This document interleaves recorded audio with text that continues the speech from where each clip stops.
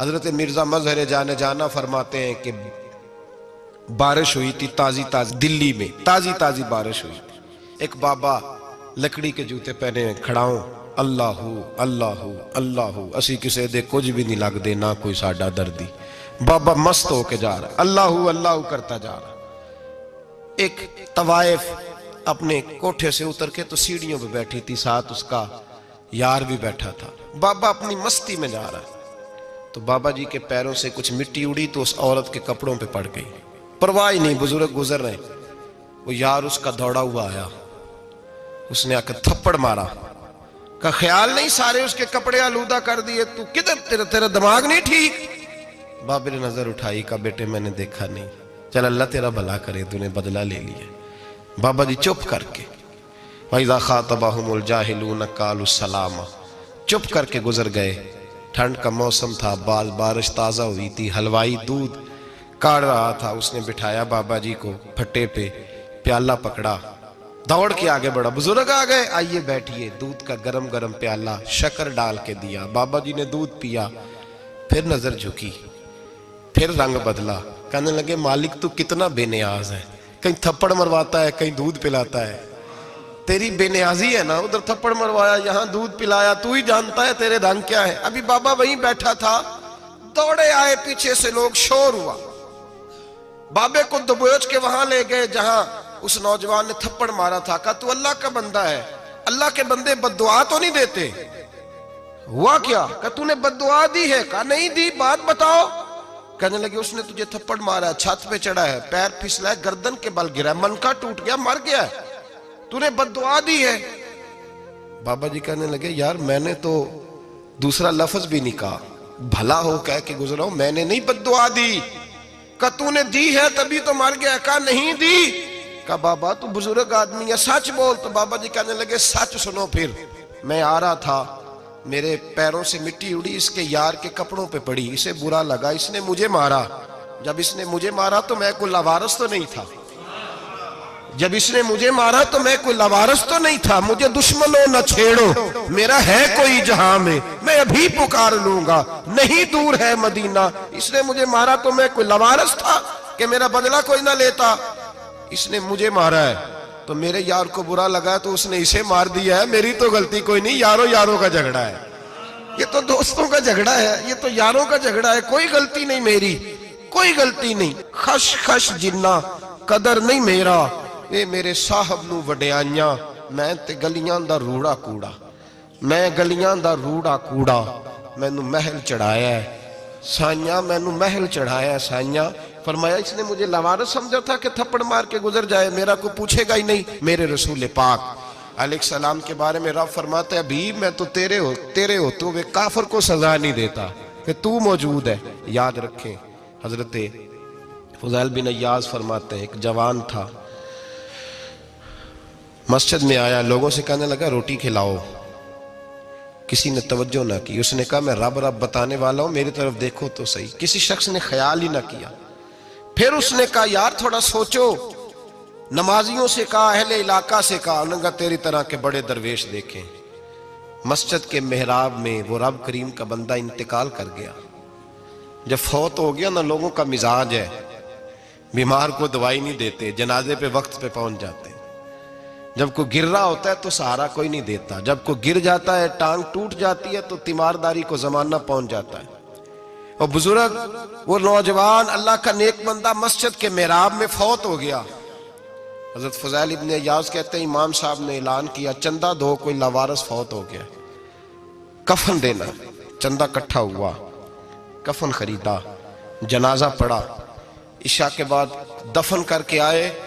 फजर की नमाज के लिए जब इमाम और मुअज्जिन मस्जिद में आए तो चीखे मारने लगे, तड़पने लगे, दूर दूर तक आवाजें फैल गई, दुनिया दौड़ी आई। क्या हुआ? कहने लगे वो जो तुमने कफन पहनाया था वो यहां पड़ा हुआ है, और देखो कफन पे तहरीर लिखी है। तहरीर क्या है? अर्श के मालिक ने फरमाया मेरे दोस्त ने रोटी मांगी, तुमने दी नहीं, उसने तुम्हें मेरे करीब करने के लिए अपनी तरफ तवज्जो कराई, तुमने की नहीं, और मेरा यार तुम्हारे कफन का मोहताज था, संभाल के रखो अपना कफन, मैंने उसे जन्नत का लिबास अता फरमा दिया, संभाल के रखो। ये कोई लावारिसों का टोला है? याद रखें, जो वारिस वाले हैं, वारिस वाले, उनका रंग और है, जो मानने वाले हैं उनका मिजाज और है। अपनी जिंदगी लवारसों की तरह नहीं गुजारे, थोड़ा सा इधर गया था तो फिर थोड़ा सा इधर गया था तो थोड़ा सा, ये क्या बात हुई, ये क्या बात हुई। अपने आप को, अपनी निस्बत को, अपने अकीदे को मजबूत रखें। 1 इंच के लिए आला हजरत फाजिल बरेलवी रहमतुल्लाह अलैह के मकान की दीवार गिर गई। एक कोना मकान का, आप जानते हैं पुरानी दीवारें छोटी होती थी और बारिशों में अक्सर घरों की दीवारें गिरी हुई होती थी। एक साइड की दीवार गिर गई तो उस कोने में हिंदुओं का घर था। अब मिस्त्री साहब रात को आए, उनसे बात हुई तो कहने लगे सवेरे काम शुरू करूंगा। कहा 1-2 साहब ने कि हिंदुओं का घर साथ है और वो दुश्मन भी बड़े ज्यादा है, तो रात को ही हो जाए। कहने लगा जी नहीं, मेरी मजबूरी है, मजदूर कहाँ से लाऊंगा, बड़े मामलात है, सवेरे शुरू होगी।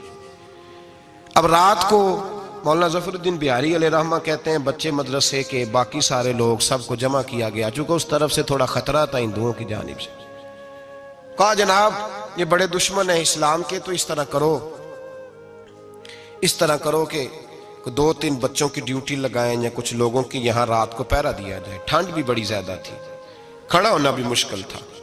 आला हजरत रहमतुल्लाह अलैह इशा की नमाज के बाद जल्दी उजरा खास में तशरीफ ले जाते थे। उस रात जब देखा ना बाहर शोर हो रहा है तो उसी तरह सर पे एक रुमाल लपेटा तो बाहर आ गए। कहने लगे क्या शोर है? कहा हुजूर सर्दी जरा ज्यादा है तो यहाँ किसी की ड्यूटी लगानी है पहरे की। 2 मिनट खामोश रहे, फिर फरमाने लगे कोई जरूरत नहीं, जाओ सो जाओ सारे जाके, कोई जरूरत नहीं, जाओ अपने अपने घरों को, कोई आदत नहीं, पहुंच जाओ। कहा हुजूर मेहरबानी करे, वो तय होने लगा था। फरमाया मेरी वजह से क्यों कोई सारी रात बेदार रहे, जाओ तुम्हें कहा ना आराम करो। लोग सो गए। सुबह फजर की नमाज पढ़ के आला हजरत रहमतुल्लाह ताला अलैह जब सीढ़ियां उतर रहे थे रजा मस्जिद की, तो वो जिस हिंदू की जानिब से ज्यादा खतरा था वो सीढ़ियों पे बैठा था, मस्जिद की सीढ़ियों पे। सब लोगों की तवज्जो हो गई। कहने लगा मौलाना मैं कलमा पढ़ने आया हूं, मुझे कलमा पढ़ा के मुसलमान कर दे, मैं कलमा पढ़ने आया हूं, मुसलमान करें। लोगों की तवज्जो, आला फरमाने लगे नहीं अभी तो इंतजार कर, थोड़ी देर के, अच्छी तरह सोच ले, जज्बाती फैसला ना कर कि तू आ रहा है। ये कह के जब 2 सीढ़ियां नीचे उतरे उसके पास से तो उसने पैर थाम लिए। कहने लगा अब ऐसे तो ना करो, रोने लगा। आला हजरत रहमतुल्लाह ने कलमा पढ़ाया, कुछ बातों की नसीहत फरमाई, तशरीफ ले गए। घेरने वाले घेर के बैठ गए। कहने लगे हमें भी बता बदला कैसे है। कहने लगा दीवार गिर गई, आधी रात के वक्त, आधी रात तक इंतजार करता रहा, पहरेदार कोई नहीं, तो 2 तलवारें लेकर जब मैं इनके मकान की जानिब बढ़ा, मैंने कहा आज गर्दन काटूंगा और काट करके निकलूंगा। कहता है जब मैं करीब आया तो 2 शेर खड़े थे, ऊपर से पलट के आया तो फिर खड़े थे, इधर से पलट के आया तो फिर खड़े थे। फरमाते हैं मैं 2 घंटे के बाद आया तो फिर पलट के खड़े थे, मैं फिर 1 घंटे के बाद आया, सहरी का वक्त हो गया तो फिर पलट के खड़े थे। अब मैं डर के भागा। कहते हैं फाजिल बरेलवी ने अपनी खिड़की से मुंह बाहर निकाला। कहने लगे और कितना तजर्बा करेगा, मुझे तू लावारिस समझता है? लावारिस हूं मैं, और कितना तजर्बा करेगा, बस कर मान जा। मैंने कहा हुजूर ये कौन है, मुझे बताइए तो सही ये कौन है। तो कहने लगे मैंने सारी जिंदगी रसूलुल्लाह की अजमत का दिफा किया है, सारी जिंदगी गौसे आजम के नारे लगाए हैं। अभी तो ये मदद सिर्फ गौस पाक जैलानी की भेजी हुई है, अभी तो गौसे आजम की भेजी हुई मदद है। मौला अली अभी पीछे हैं, 2 जहां के महबूब अभी इससे पीछे हैं, वो तो अभी पीछे हैं, पीछे खड़े हैं कि जरूरत पड़ी तो हम भी तैयार बैठे हैं। ओ भाई आज रिवाज हो गया, रिवाज। मैंने 2-4 दिन पहले भी कहा था, लोग कहते नहीं कोई नहीं जरूरत, सामने सारा कुछ नजर आ रहा है। ओ खुदा के बंदो याद रखो, निस्बत है बड़ी चीज, जाने तवो दो में। अगर किसी को निस्बत मुयस्सर आ गई ना, निस्बत, खाली दामन ही मिल गया, तेरे हाथ में कुछ है तो होनी चाहिए ना, खाली दामन ही तुझे किसी का मुयस्सर आ गया तो तू बच गया। अपनी निस्बतों की हिफाजत करें, इनको मजबूत करें, इन पर मेहनत करें, इन पर तवज्जो रखें। ये निस्बत जो होती है ना, निस्बत, ये देखे ना एक गत्ता है, आम किताब को लगा हुआ है तो जहां मर्जी रख दो, उसकी कोई कदर नहीं। लेकिन जो गत्ता कुरान मजीद को लग गया है उसको बगैर वजू छूना जायज है। एक पट्टे पे ईंट बनी है, जो बाथरूम में लग गई वहां बगैर जूते के जाया नहीं जा सकता, और जो मस्जिद में लग गई वहां जूते पहन के जाया नहीं जा सकता। ये निस्बत है बड़ी चीज। अगर मुयस्सर आए, नसीब हो, अपनी निस्बत को मजबूत करके रखा करें, इसकी ज्वलानी का मुजाहरा किया करें। इस निस्बत में रोज तवानाई आनी चाहिए। मैं आपको बड़ी जिम्मेदारी के साथ एक बात बताता हूं तजर्बे की। हमें जितना किसी ने आके कहा है ना निस्बत के खिलाफ, हमारी निस्बत उससे ज्यादा मजबूत हुई। हमें जितना किसी ने आके कहा है ना जी आपको क्या मिला, आपको क्या मिला, तो हमने उतना कहा यार जैसे जैसे तो कहता जाता है हमारी तो निस्बत में इजाफा होता जाता है, हमारा तो मिजाज बदलता जाता है। रोज एक नया पर्दा खुलता है, रोज एक नया रंग वाजे होता है, रोज एक नई तवानाई। अभी थोड़े दिन की बात है, एक मौलाना शरफुद्दीन साहब है, मुफ्ती साहब, मेरे हजरत साहब के मुरीद हुए। मुफ्ती थे, आलिम आदमी थे, सरकार ताजु शरिया, हमारे शेख से बैत की। अब हमारे हजरत साहब का इस वक्त हाल वही है, वराई तन्ना सयदखुलून फी दीनिल्लाहि अफ़वाजा। अब फौजों की फौजें लोग आते हैं। हमने देखा है सिर्फ खाली मुरीद होने वाले बाहर सैकड़ों की तादाद में हजारों लोग बैठे हैं कि सिर्फ बैत इतना कह दे हमने कबूल किया। इस आलम में और जहां हजरत साहब का ऐलान हो जाए कि तशरीफ ला रहे हैं, वहां लाखों का मजमा जमा हो जाता है और एक झलक देखने को लोग तरसते रहते हैं। ये कैफियत हमने देखी। वो दौर गुजर गया, कभी ऐसा भी होता था एक मैं होता था, एक तू होता था, और तीसरी तन्हाई होती थी। वो दौर बीत जाता है, वो लम्हे किसी किसी को नसीब आते हैं। हजरत का वो मौलाना शरफुद्दीन साहब कहते हैं मुरीद हुआ, तो मुरीद हुआ मजमे में रस्सी हजरत फेंकते हैं या चादर फेंकते हैं, तो पकड़ के मुरीद हुआ, तो साथ साथ और चादरें बांधी थी, लोगों ने पकड़ी हुई थी। एक मौलाना, मैं जब बैत होके आया उनको बताया तो मुझे कहने लगे यार तो ऐसी जगह मुरीद हो गया जो तेरी बात भी ना सुन सके, जिनको तो दुखड़ा भी ना सुना सके, जो मसरूफ ही बड़े रहते हैं, कहाँ मुरीद हो गया। तो ऐसे पीर का बैत होता जहां तू जाता वो तेरे पास आते, गुफ्तगू होती, बातचीत होती। कहते जब उन्होंने मुझे बहुत ज्यादा कायल किया ना, बहुत ज्यादा, तो मैंने इरादा कर लिया, मैंने कहा बात ठीक है, बैत कहीं और होना चाहिए था।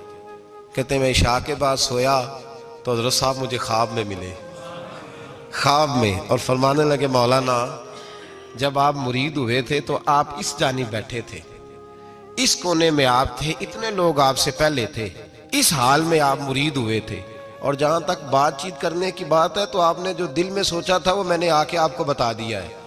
फिर भी बड़ी जरूरत हो तो मेरे साहबजादे का नंबर ले लें और फोन कर लिया करें, बात हो जाया करेगी। कहते हैं ये अभी बात हो ही रही थी कि मेरे दरवाजे पे दस्तक हुई तो मेरी आंख खुल गई, मेरी आंख खुली तो मैं परेशान हूं कि नंबर तो मिला नहीं।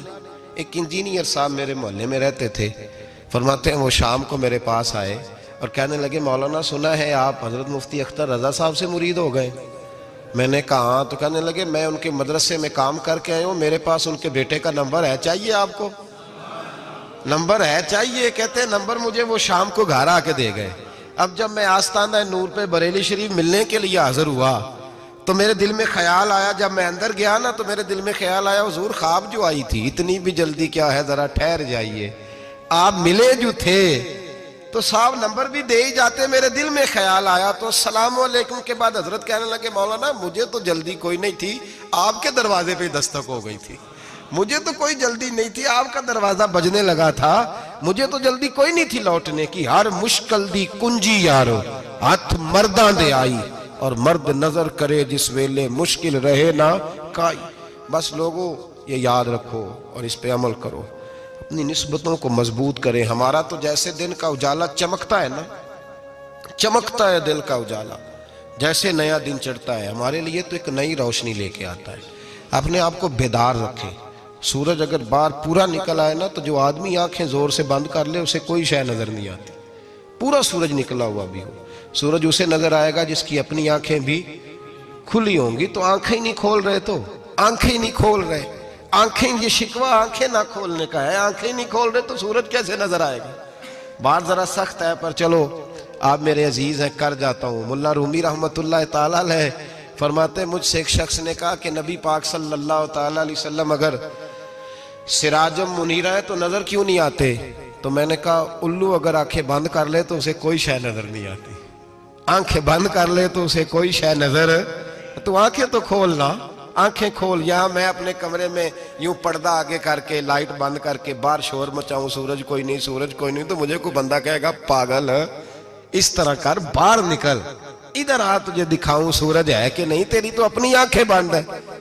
इकबाल कहते हैं दिले बीना भी कर खुदा से तलब, आंख का नूर दिल का नूर नहीं, अंदर की आंखें खोल, अंदर इतना अंधेरा है तो बाहर कैसे नजर आएगा। तो लोग आंख ही नहीं खोलते, दाएं बाएं देखते रहते हैं। निस्बत को मजबूत करें। रब तो फरमाता है हबीब तू मौजूद है तो मैं काफिर को भी अजाब नहीं देता। अब यहाँ खालिस निस्बत का बयान है, खालिस। ये नहीं फरमाया कि हबीब इनके अमल अच्छे हैं तो मैं अजाब नहीं देता, ये नहीं फरमाया कि हबीब यहाँ खाना काबा है तो मैं अजाब नहीं देता। निस्बत की बात फरमाई, निस्बत की। ये नहीं फरमाया कि हबीब यहाँ रोज तवाफ होता है तो अजाब नहीं देता, यहाँ तिलावत होती है तो फरमाया हबीब तू है, तू है, इसलिए मैं इन्हें अजाब। मदीने में कभी जलजला नहीं आया, पता है आपको? इसलिए नहीं आया कि वहां मेरे मुस्तफा का गुंबद खजरा है।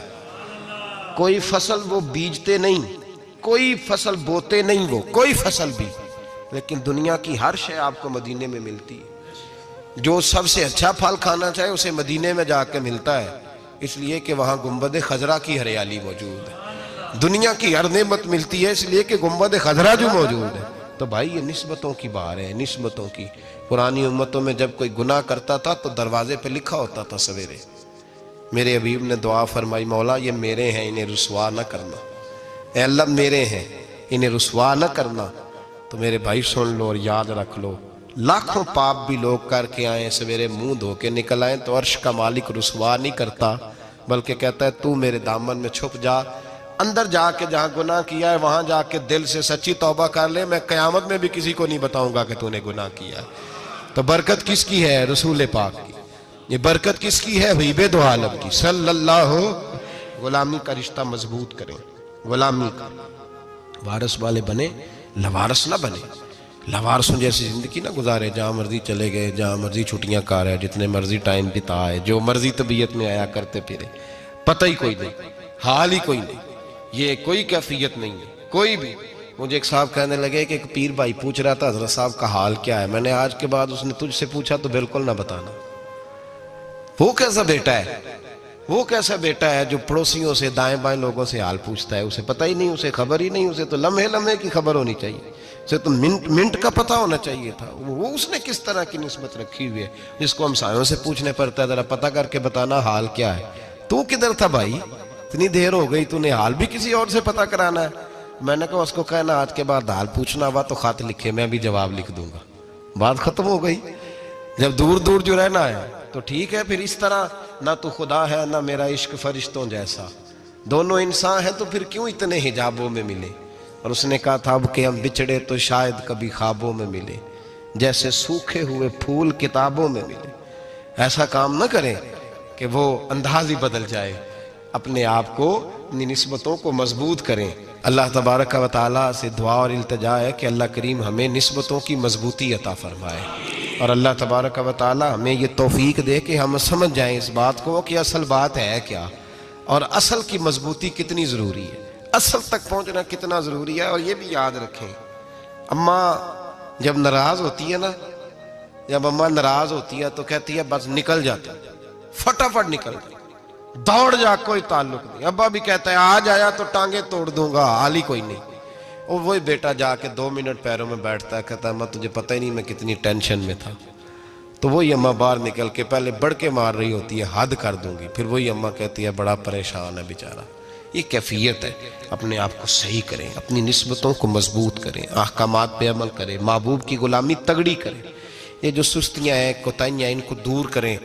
जिंदगी का लुत्फ आता ही तब है जब आप पूरे तौर पर अपने आप को चाको चौबंद करते हैं। अगर थोड़ा कर लिया, थोड़ा छोड़ दिया, 1 पढ़ ली, 3 रह गई, 3 पढ़ ली, 2 रह गई, ये लुत्फ नहीं है, ये जायका नहीं है। अपने आप को मजबूत करें और पूरा मजबूत करें, पूरी अपने अंदर जो है वो जौलानी निस्बत की पैदा करें। बस ये दुआ करें अल्लाह जब तक जिंदा रखे गुलामी में रखे, और मारे तो गुलामों जैसी मौत